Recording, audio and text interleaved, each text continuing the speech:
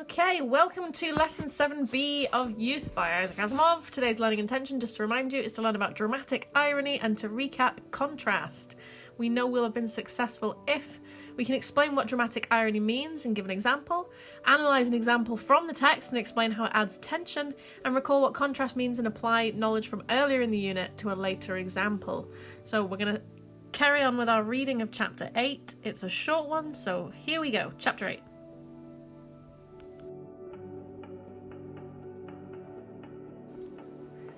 Lunch was half over when Slim dashed into the dining room. For a moment he stood abashed, and then he said in what was almost hysteria, "I've got to speak to Red. I've got to say something." Red looked up in fright, but the astronomer said, "I don't think, son. You're being very polite. You've kept Lunch waiting." "I'm sorry, Father." "Oh, don't rate the lad," said the industrious wife. "He can speak to Red if he wants to, and there was no damage done to the lunch." "I've got to speak to Red alone," Slim insisted.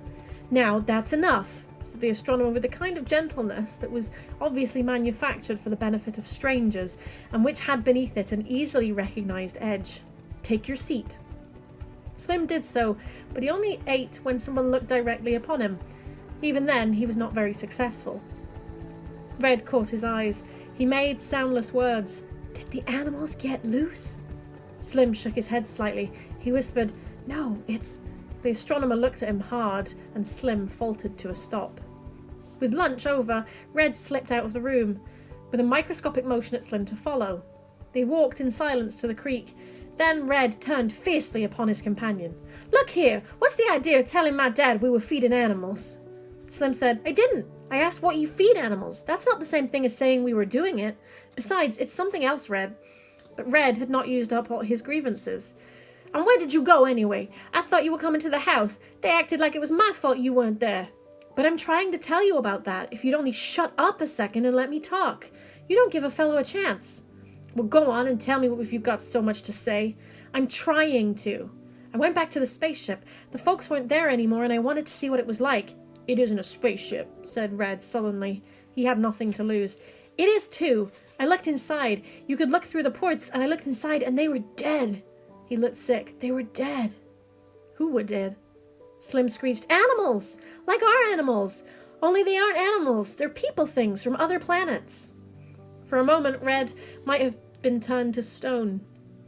It didn't occur to him to disbelieve Slim at this point. Slim looked too genuinely the bearer of such tidings.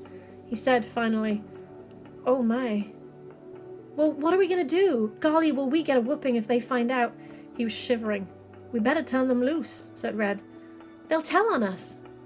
"They can't talk our language, not if they're from another planet." "Yes, they can, because I remember my father talking about some stuff like that to my mother when he didn't know I was in the room.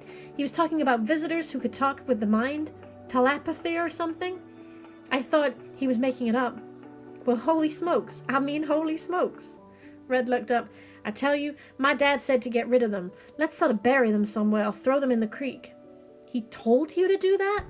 "He made me say I had animals, and then he said get rid of them. I got to do what he says. Holy smokes, he's my dad." Some of the panic left Slim's heart. It was a thoroughly legalistic way out. "Well, let's do it, right now then, before they find out. Oh golly, if they find out, will we be in trouble?" They broke into a run toward the barn, unspeakable visions in their minds.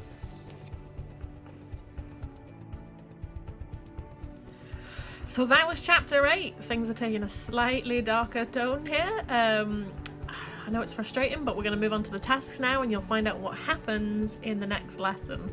So we're going to move on to the tasks, work with what we've got, and then find out what happens with the rest of the story later.